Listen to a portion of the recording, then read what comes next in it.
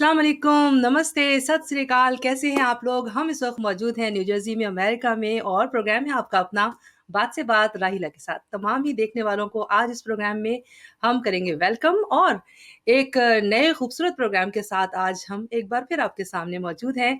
आपको पता है कि जब भी कभी मौसम खुशगवार होता है, ख़ास तौर पर जब कभी बारिश का मौसम हो और आस-पास जो है वो एक खूबसूरत-सा धुंधला-सा माहौल हो और ऐसे में जो है वो शायराना-सा मिज़ाज हो जाता है।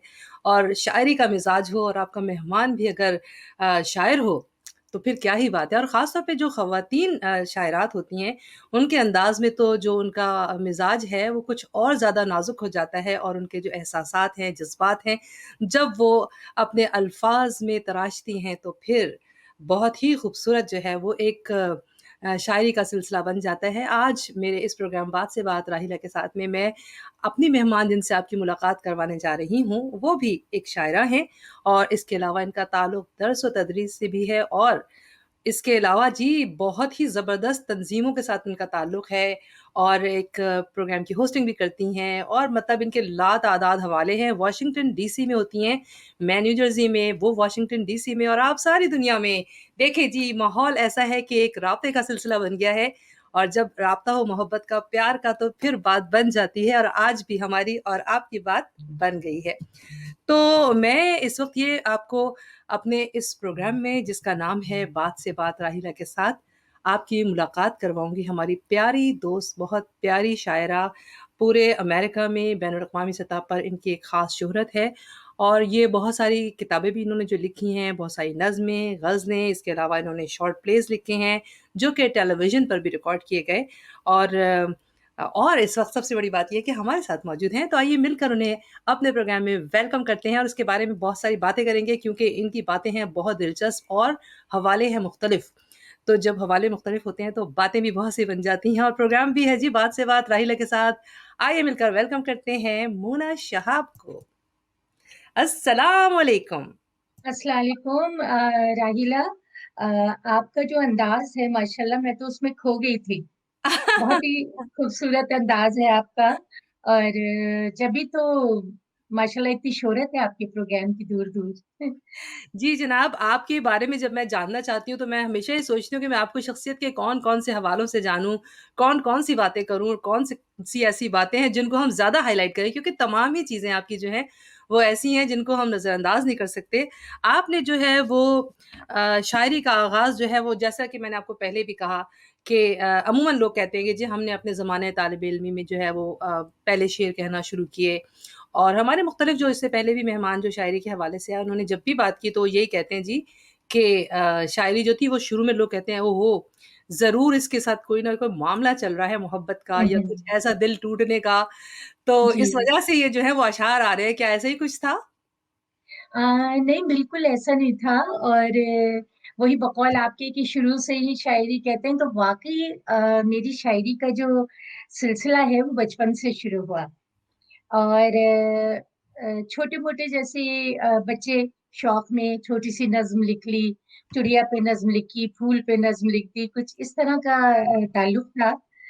मेरे ख़्याल में ये प्राइमरी स्कूल से छोटी-छोटी नज़्में लिखती थी, लेकिन मुझे बिल्कुल उस वक़्त इल्म नहीं था कि मुझे आगे जाके भी इसी रास्ते पे जाना होगा।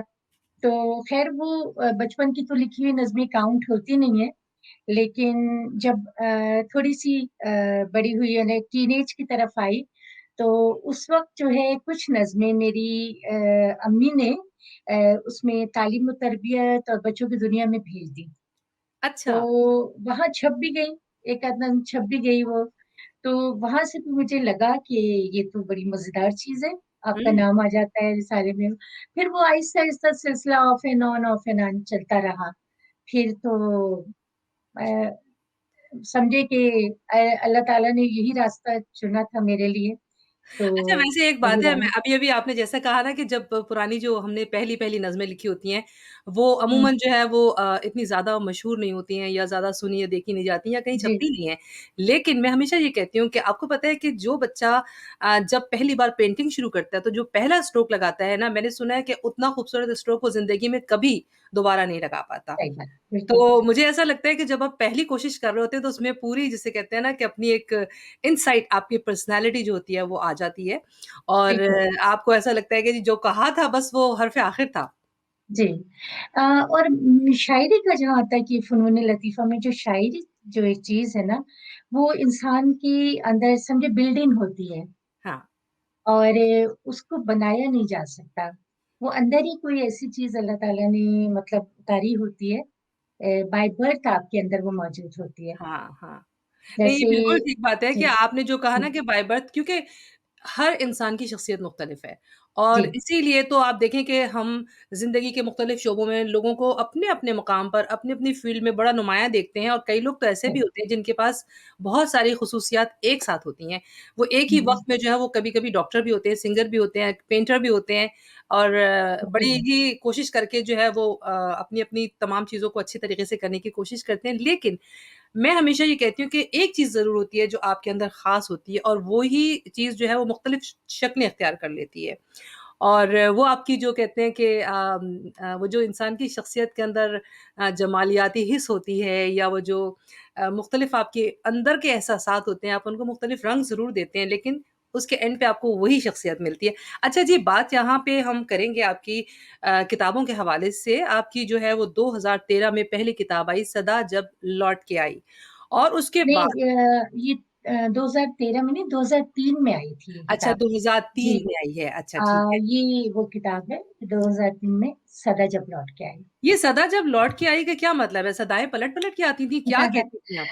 अ, मेरे ख़्याल में ये जो पहली मेरी किताब है, इसमें हिजरत का जो वो है ना दुःख, वो बहुत ज़्यादा हिजरत का कर्ब यानी कि हर दूसरी नज़्म या ग़ज़ल आप देख लें तो वो मुतासिर नज़र आती है हिजरत के दुःख से, हिजरत के दर्द से।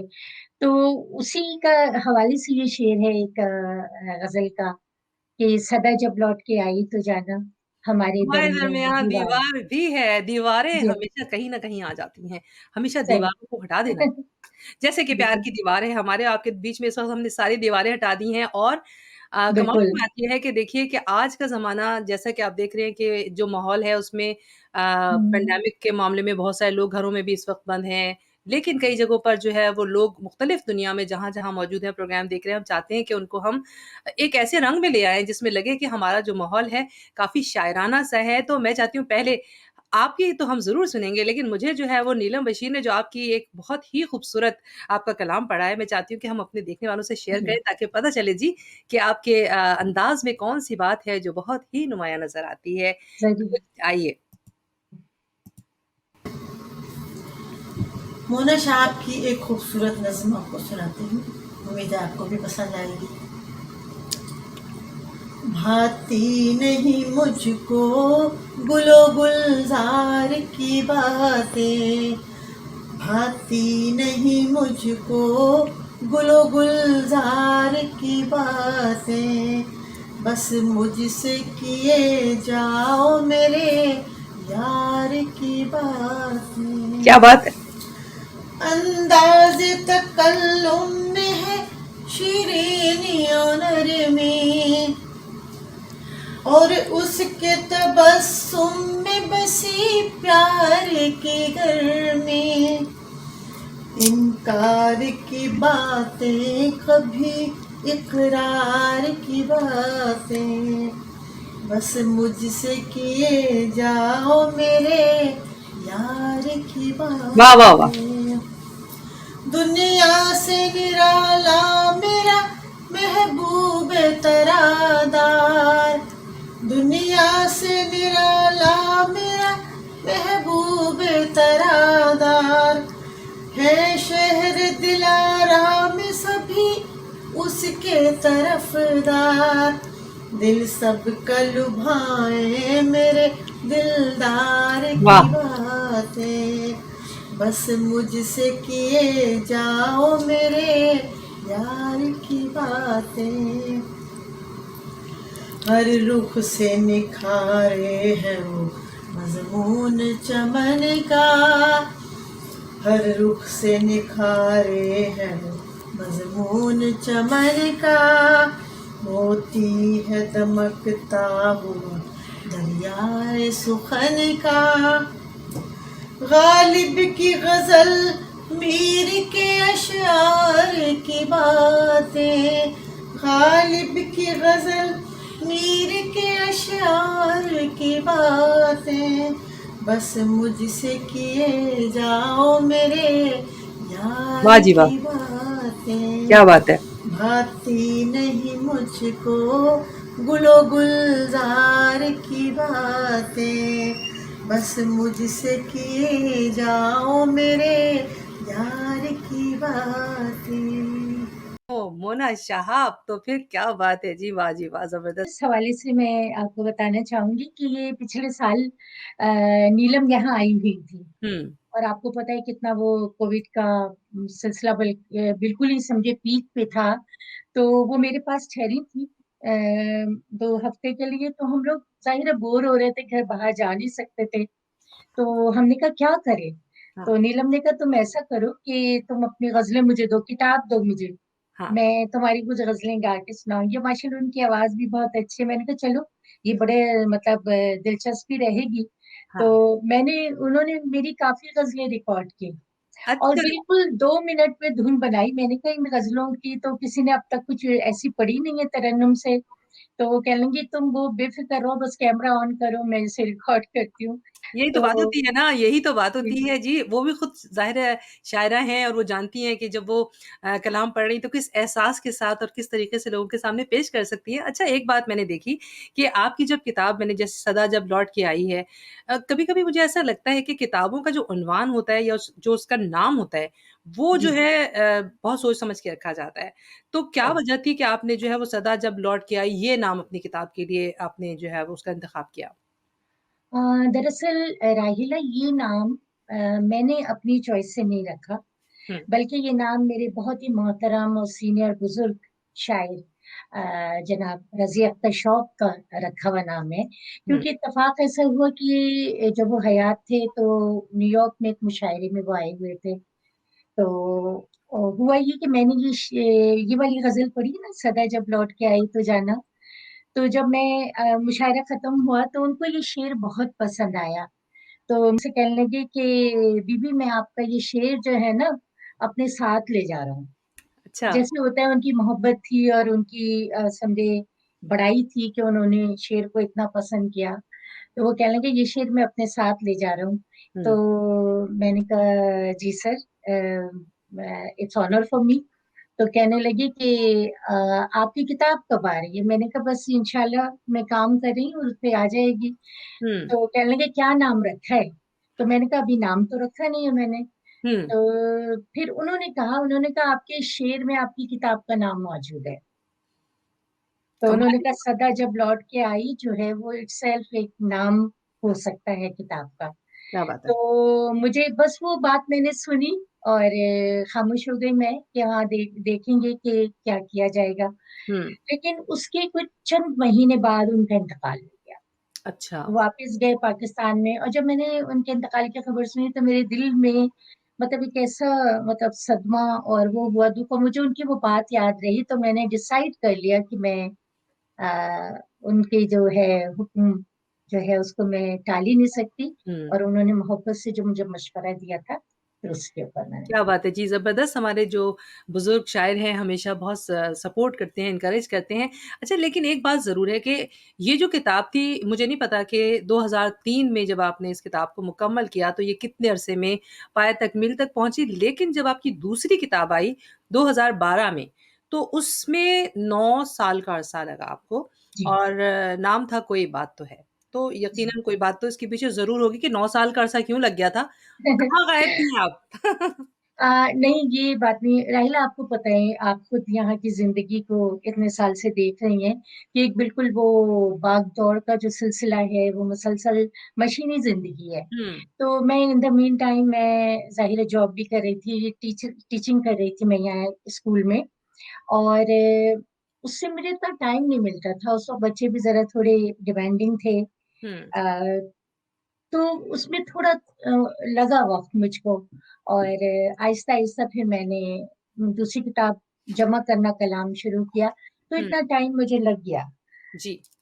तो हाँ, बस ये ये बात है कि टाइम तो लग जाता है, लेकिन ये भी होता है कि जब जैसे-जैसे वक़्त गुज़रता है, तो वो जो एक नौजवानी की शायरी होती है उसमें और जो एक वक़्त गुज़रने के बाद अमली ज़िंदगी में इंसान आता है, तो उस वक़्त की शायरी में जो है वो बहुत सारी चीज़ें ऐड हो जाती हैं ज़िंदगी में, वो तजुर्बात और सही। ज़िंदगी का हासिल एक तरह से कहना चाहिए। कभी आपकी ज़िंदगी की बहुत सारे शायर जो होते हैं, वो नाकामियों की वजह से जो है बड़ी दिल बर्दाश्ता होके शायरी करते हैं। कुछ लोग बहुत ही खुशगवार किस्म की शायरी करते हैं। आप क्या समझती हैं कि आपकी जो ग़ज़लें, नज़्में या जितनी भी चीज़ें आपने लिखी हैं अदबी हवाले से, जो आपने प्लेज़ भी लिखे हैं, तो इसमें बुनियादी तौर पर शख़्सियतन आपने अपने आप को किस तरह से शामिल रखा है?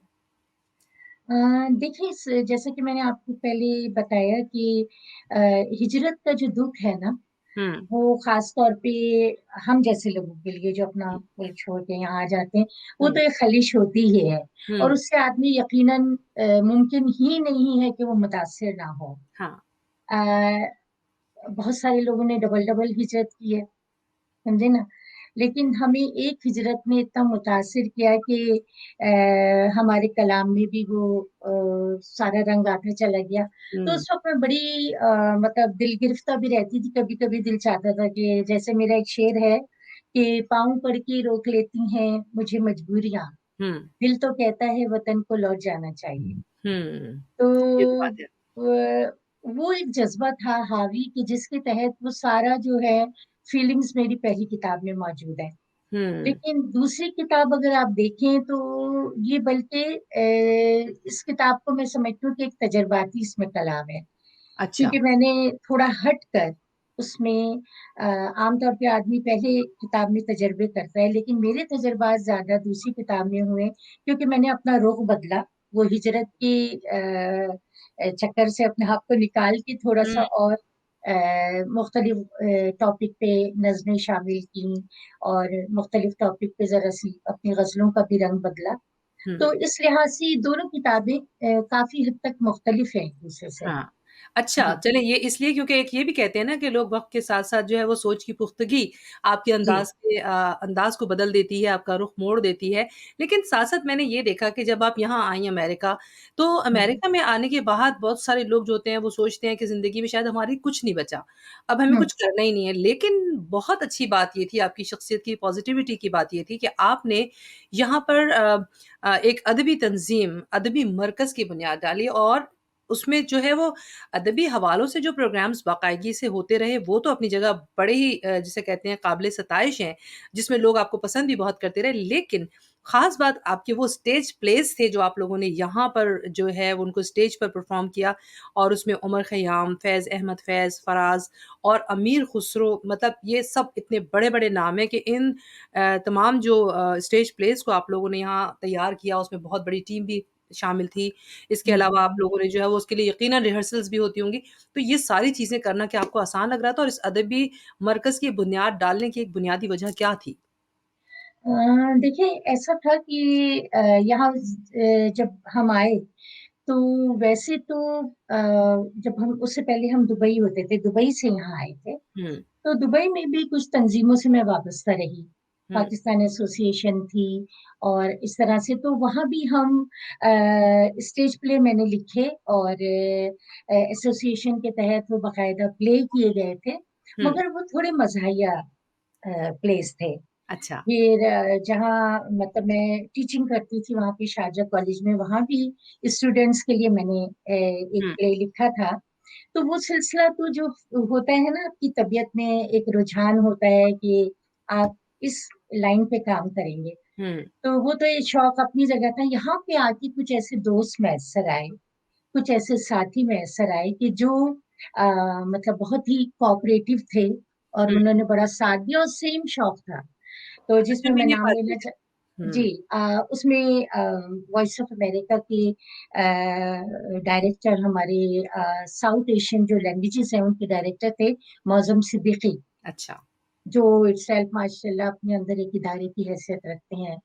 उन्होंने जब मेरे शौक को देखा और उनको अंदाज़ा हुआ कि हाँ, ये कर सकती हैं, तो उन्होंने काफ़ी लिखने में और स्क्रिप्ट राइटिंग में मेरी बहुत मदद की और हुँ, मुझे वो चीज़ें प्रोवाइड की जो मैं नहीं समझती कि मैं ढूँढने पे भी मुझे मिल सकती हुँ, थी। देखिए ज़रा। इसके जी, इसके अलावा हमारे यहाँ पे एक दोस्त हैं जो एक मतलब बहुत अच्छे ड्रामा एक्टर हैं। वो ना सिर्फ ये कि वो आर्टिस्ट हैं और बड़े अच्छे ड्रामे उन्होंने वो किए हैं, प्ले किए हैं और डायरेक्ट भी किए हैं। तो हम सब ने मिलके जब खुसरो के ऊपर करना चाहा तो डायरेक्शन जो थी वो हमारे दोस्त जो हैं शुएब हसन, बहुत माशाल्लाह उनका नाम जाना पहचाना है टीवी में भी और स्टेज प्लेस में भी। तो डायरेक्शन जो है वो उसकी जिम्मेदारी शोएब ने उठाई और प्रोडक्शन हमारी थी। और जो स्क्रिप्ट राइटिंग थी वो उसमें मौसम सिद्दीकी ने हमारी बहुत हेल्प की। तो उसमें और भी बहुत बड़ी टीम शामिल थी, यानी ये देखें कि उसमें जो स्टूडेंट बच्चे थे, क्योंकि खुसरो का तो देखिए ना बहुत ही फैला हुआ सब्जेक्ट है। हाँ, उस मेरे पे काम ख्याल करते में जी इतना फैला हुआ सब्जेक्ट है कि किस किस को आप समेटे। हुँ, तो उसमें तो बेशुमार हमारे स्टूडेंट्स बच्चों ने हिस्सा लिया था हाँ।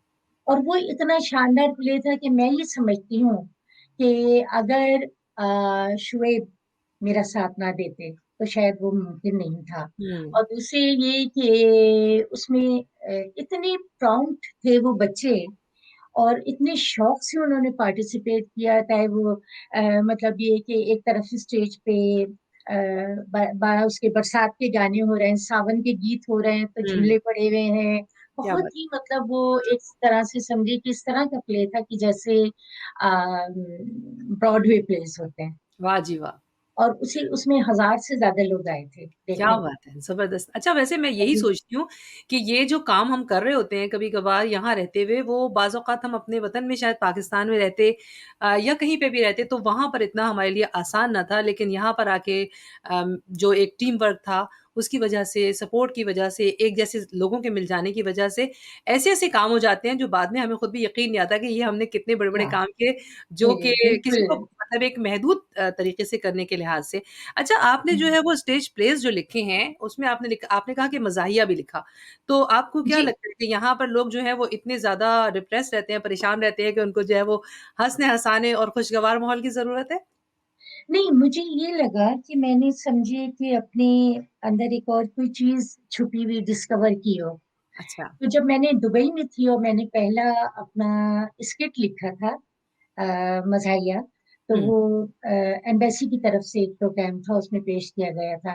हुँ। तो वो सबने जब बहुत पसंद किया गया और उसमें मैंने खुद भी प्ले किया था बाय द वे, हालाँकि अच्छा, मैं अच्छा। एक्टिंग एक्टिंग में बिल्कुल नहीं जानती, लेकिन हमें कोई मिल नहीं रहा था, तो वो मुझे करना पड़ा। सुनना पड़ा। तो उस प्ले को फर्स्ट प्राइज़ भी मिला। अच्छा। और फिर मुझे ये खुद हैरत हुई कि अच्छा, ये मैं लिख सकती हूँ, ये मैंने लिखा है। तो बहरहाल फिर आके यहाँ मैंने 2-4 प्लेस लिखे, मुख्तलिफ तंज़ीमों के लिए भी लिखे और अपने अदबी मरकज़ के लिए भी। कमाल है जी, तो ज़बरदस्त, ज़बरदस्त। अच्छा वैसे मैं क्योंकि हमारे पास आपके हवाले इतने ज़्यादा हैं कि मैं चाहती हूँ कि उन पे भी बात की जाए। ये हम प्लेस के हवाले से मज़ीद बात करेंगे और आपके लिखने-लिखाने के हवाले से, लेकिन साथ-साथ मैं अपने तमाम ही देखने वालों को ये भी बताती चलूँ कि मोना शहाब जो है वो बैनुल-अक़वामी सतह पर इनकी शायरी को सराहा जाता रहा है और इन्होंने मुशायरों के सिलसिले में सारी दुनिया का सफ़र किया है और इसके अलावा इन्होंने बहुत सारी जो कॉन्फ्रेंसेस थी, उसमें भी इन्होंने शिरकत की है और इनके जो है वो बहुत से ज़बरदस्त यादगार और अहम वाक़यात भी हैं, इस हवाले से बात करेंगे। मैं चाहती हूँ कि कुछ तस्वीर इनकी जो हमारे पास मौजूद हैं, देखते हैं ये कहाँ-कहाँ मौजूद हैं और जो है इनकी क्या-क्या एक्टिविटीज़ चल रही हैं। जी, सबसे पहले ये है जनाब मोना हमारे साथ मौजूद हैं। इसमें जो है ये पीरज़ादा कासिम साहब और जी, मासूम तबरेज़ी साहब हैं। हाँ, राहिला मैं बताती चलूँ कि इसकी तस्वीर की इसलिए अहमियत है कि ये जश्न पीरज़ादा कासिम वाशिंगटन डीसी में हुआ था और हुँ, इस तस्वीर में ख़ास तौर पे बैक वक़्त कराची यूनिवर्सिटी के 2 वाइस चांसलर मौजूद हैं। तो मैं समझती हूँ ये बड़ी अहम तस्वीर है, इसलिए मैं इसको बहुत मतलब सँभाल के रखती हूँ। हाँ, बिल्कुल। अच्छा इसके अलावा जी आपकी और तस्वीर जो मौजूद है इसमें आप ये देखिए। जी, ये तस्वीर जो है ये बहुत बड़ा पब्लिशिंग हाउस है लाहौर में मावरा। अच्छा। और माशाल्लाह मैं ये समझती हूँ कि top of the line publishing house वहाँ का है ये। हुँ, और इसको चलाते हैं हमारे बहुत ही मोअतबर शायर हैं खालिद शरीफ साहब। हुँ, वो इसको बहुत ही कामयाबी के साथ सालों से चला रहे हैं और मैं गई थी विज़िट करने ख़ास तौर पे मावड़ा, हुँ। तो उस अच्छा। वक़्त मेरी तस्वीर है जी। अच्छा ये जी आप मौजूद हैं यहाँ पर रेख्ता जी, ये हमारे संजय सराफ साहब ये अलीगढ़ के हैं और अलीगढ़ ये मुशायरा था ह्यूस्टन में। हुँ, तो ये उसमें मुशायरे में मैं भी मौजूद थी, तो इनसे अच्छी बातचीत रही। रेख्ता जो इस वक़्त वर्ल्ड फ़ेमस ज़बान के हवाले से, उर्दू ज़बान के हवाले से इदारा बन चुका है, उसके ये बानी हैं हुँ। और जब रूहे भी हम रवाँ कभी हैं। कोई भी किसी भी शेर का हवाला ढूँढते हैं तो सबसे पहले रेख्ता हमारे सामने आता है। बिल्कुल, बिल्कुल। और वो इतनी बड़ी खिदमत है, मैं समझती हूँ कि फ़ी ज़माना ऐसा कोई इंस्टीट्यूट हमें नहीं नज़र आ रहा।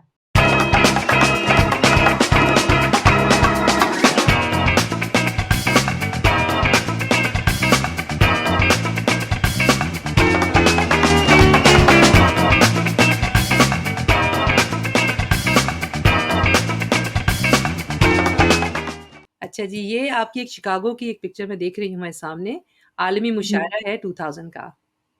जी, ये शबनम रुमानी साहब का जश्न था और इसमें शिकागो में ये मेरे ख़्याल में 2000 का है ये जी। ग़ालिबन। जी, जी, जी, जी। इसमें आप के साथ मौजूद है डेट ये जी, जैसे 2000 का तो जी, वहाँ पे शिरकत हुई थी, मौका मिला था हुँ, और मुझे उस वक़्त तक मज़े की बात ये है कि मुझे ये नहीं मालूम था कि शबनम रोमानी साहब जो हैं वो मेरे फादर इन लॉ के बहुत ही अच्छे दोस्त थे। अच्छा।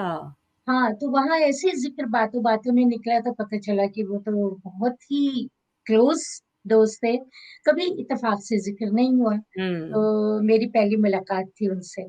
जी, जनाब तो ये देखिए एक और तस्वीर परवीन शाकिर हमारी जी। पाकिस्तान की मारूफ़ शायरा उनके साथ 86 में।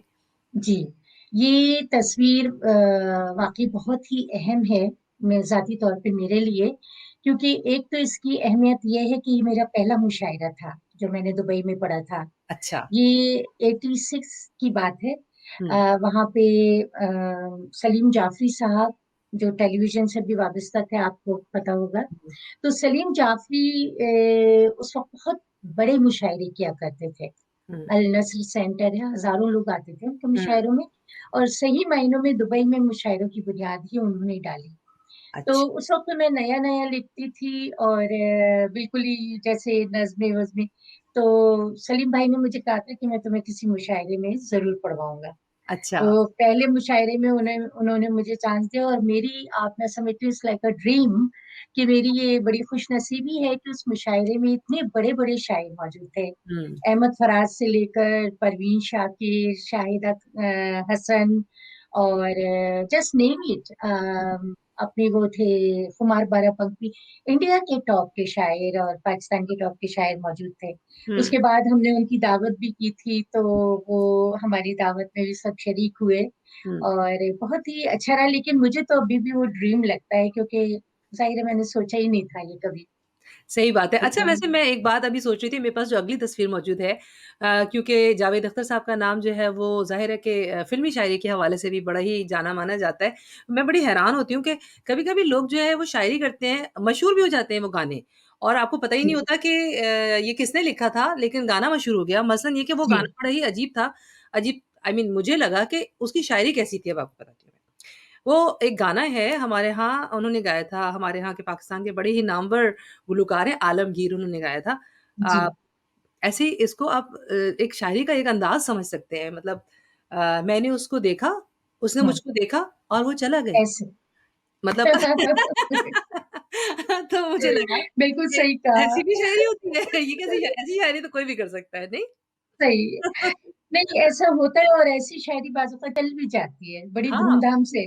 चलती हुई शायरी होती है, चलती हुई ना? जी, अच्छा चलिए बिल्कुल। अब आपकी एक जो अगली तस्वीर है बड़ी यादगार जावेद अख्तर साहब के साथ। जी, जावेद अख्तर साहब ज़ाहिर है एक बहुत बड़ा नाम है हिंदुस्तान का जी, और शायरी की दुनिया में भी और शोबिज़ की दुनिया में भी। हाँ, तो जावेद साहब के साथ काफ़ी मुशायरे मुझे पढ़ने का इत्तेफ़ाक हुआ, इंडिया में भी मैंने उनके साथ मुशायरा पढ़ा था।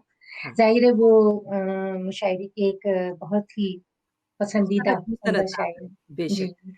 अच्छा जी, ये इसके अलावा मेरे पास आपकी एक और यादगार तस्वीर मौजूद है। ये तस्वीर के बारे में बताइए कि ये जो है ये किसके साथ है आपकी तस्वीर? अरे ये तस्वीर एक्चुअली पिछले साल की है। अच्छा, हम लोग न्यूज़ आपके ही शहर में आए हुए थे मुशायरे अच्छा, में। जी, अच्छा। ये मुहिबाने उर्दू का हुँ, बहुत ही मारूफ मुशायरा होता है उनका। तो उनका मुशायरा था, उसमें मंज़र भी आए हुए थे। मंज़र से मेरी बहुत पुरानी और बहुत अच्छा लिखते हैं, बहुत दोस्ती है, अच्छा। बहुत हुँ, अच्छा लिखते हैं और ज़ाहिर है कि वो नौजवानों के भी शायर हैं और बुज़ुर्गों के भी शायर हैं, उनकी ये खूबी ख़ास ये है। हुँ, तो मंज़र बहुत अच्छे नाइस मतलब एज़ अ दोस्त या एज़ अ इंसान भी वो बहुत बहुत अच्छी। नाइस है। अ, ये एक सोशल सा प्रोग्राम था, मैं ये कहूँगी कि मुख्तलिफ मौज़ूआत होते थे और इसमें कोई ख़ास टिपिकल एक टॉपिक नहीं होता था। हाँ, कोई सोशल इश्यूज़ कभी हम डिस्कस कर लिया करते थे और इसके अलावा जैसे फ़नून लतीफ़ा की मुख्तलिफ शख्सियात से बातचीत हुँ, और आम पब्लिक से बातचीत, तो मिक्स एंड मैच था लेकिन उसमें मुझे बहुत मज़ा आया क्योंकि रेडियो से तो एक पुरानी मोहब्बत का सिलसिला है ना, स्टूडेंट लाइफ़ से, बिल्कुल। जब हम मुशायरे पढ़ा करते थे रेडियो पाकिस्तान जाके, तो वो एक ऐसा कनेक्शन है कि वो किसी सूरत जो है वो नहीं टूट पाता। हाँ, तो बल्कि अगर मुझे पूछें कि मुझे क्या पसंद है टीवी या रेडियो तो मैं रेडियो ही कहूँगी हुँ। कि उसका अपना थ्रिल है। बिल्कुल और रेडियो तो से जो जो तरबियत लोगों की होती रही है आवाज़ की, जी, ख़ास तौर जी, पर वो ही आपको आगे बढ़कर बहुत सारी जगहों पर कामयाबी के रास्तों पे लेके जाती है। अच्छा ये जो रेडियो के प्रोग्राम्स थे क्योंकि अमेरिका में रहते हुए यहाँ पर इस तरह के प्लेटफ़ॉर्म्स का बनना और उसमें जो है वो लोगों तक राब्ता करना या लोगों के साथ एक तरह से कहना चाहिए कि कम्युनिटी के साथ मिलकर चलना काफ़ी मुश्किल काम भी है। लेकिन साथ-साथ मैंने ये देखा कि आपने न सिर्फ़ ये कि अदबी प्रोग्राम किए, अदबी ऑर्गनाइज़ेशन के साथ रहीं, आपने टेलीविज़न के प्रोग्राम्स किए, आप रेडियो के प्रोग्राम्स करती हैं, आपका एक बड़ा हवाला है टीचिंग का हवाला, दर्स व तदरीस जो है, वो हमारी ज़िंदगियों में जो है वो किस तरह से असर-अंदाज़ होती है अगर हम ख़ास तौर पर शायरी की ज़िंदगी में अगर हमारा कोई नाम और मकाम है, तो आपको लगता है कि कोई अच्छी टीचर जो है वो एक अच्छी शायरा भी हो सकती है? अ, बिल्कुल हो सकती है। देखिए, सबसे पहले तो मैं ये समझती हूँ कि एक अच्छा शायर होने के लिए सबसे पहले तो एक अच्छा इंसान होना चाहिए। वाह! आपकी सोच जो है वो बहुत पॉज़िटिव होनी चाहिए बेशक। और अपनी सोच को आलूदा ना करें आप। क्योंकि आप लिख रहे होते हैं, आप अब दुनिया को अपने एक आउटसाइडर की हैसियत से दुनिया को वॉच कर रहे हैं, देख रहे हैं। बिल्कुल। हुँ, तो वो एक तस्वीर की तरह दुनिया आपके सामने है। हुँ, तो उसमें आपके ज़हन को बहुत ही साफ-सुथरा होना चाहिए हुँ, और बेलाग आपको मतलब जो है ईमानदारी के साथ वो करनी होती है। जहाँ तक टीचिंग का ताल्लुक है राहिला, तो टीचिंग तो मेरा पैशन था क्योंकि मेरी वालिदा भी टीचर थी अच्छा। और उन्होंने तकरीबन अपनी ज़िंदगी के 40 साल टीचिंग में गुज़ारे। हुँ, जब वो रिटायर हुई तो उस वक़्त वो माशाल्लाह प्रिंसिपल थीं अपनी स्कूल की हुँ, और बहुत ही अच्छे नोट्स पे, बहुत ही अच्छे अवार्ड याफ़्ता प्रिंसिपल थी वो।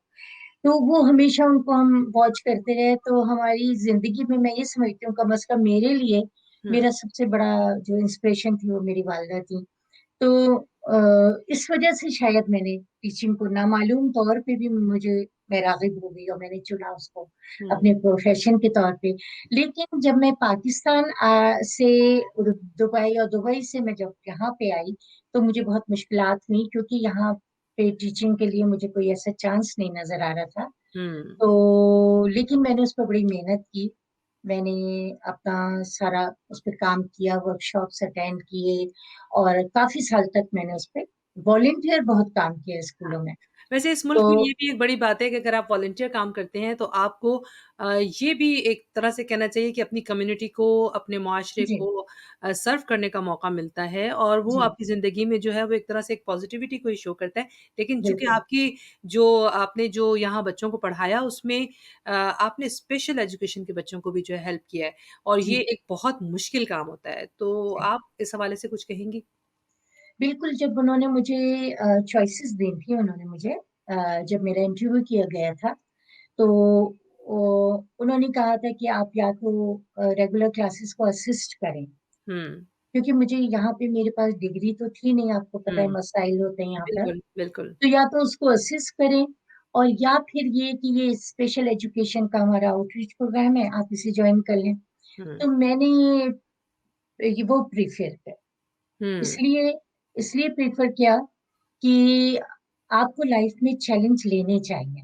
हुँ, वो एक बहुत चैलेंजिंग मतलब कदम था मेरे लिए। हाँ, और मैंने जब बच्चों को जाके विज़िट किया स्पेशल एजुकेशन के, तो मुझे फीलिंग्स हुई कि ये नहीं, इन बच्चों को ज़्यादा मदद की ज़रूरत है। हुँ, हुँ, तो वो मैंने किया, मैंने 15 साल किया है देखिए स्पेशल और मैं एजुकेशन ये में समझती काम। हूँ कि क्योंकि आप एक शायरा भी हैं, हसास दिल रखती हैं, मोहब्बत भरा दिल, तो फिर वो कहते हैं ना कि ऐसे में इंसान के एहसासात और भी नाज़ुक हो जाते हैं जब आप इस तरह के बच्चों को अपने सामने देखते हैं। बिल्कुल, बिल्कुल, बहुत कहानियाँ हैं उन बच्चों की भी। और मेरे ख़्याल में you become a better person hmm.